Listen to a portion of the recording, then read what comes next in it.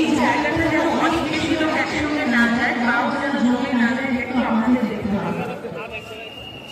বাইরের এটা বাইরে যারা রয়েছেন চাইতে তাদের জন্য, ভিতরে যারা প্রশাসনের মানুষ আছেন আমরা এই জায়গায় আর একশো তৎপরতার সঙ্গে ব্যবস্থা করছেন, কিন্তু ভিতরে যদি একসাথে অনেক বেশি মানুষ ঢুকে পড়ে তাহলে কিন্তু কন্ট্রোল করা মুশকিল।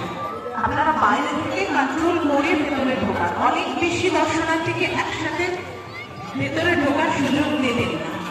তার আগে যে মুখটা রয়েছে আমাদের মূল প্যান্ডেলের মূল দ্বারকার, যে রাজসভায় ঢোকার যে মূল যে গেটটা, সেইখানটাতে আপনারা একটু কম করে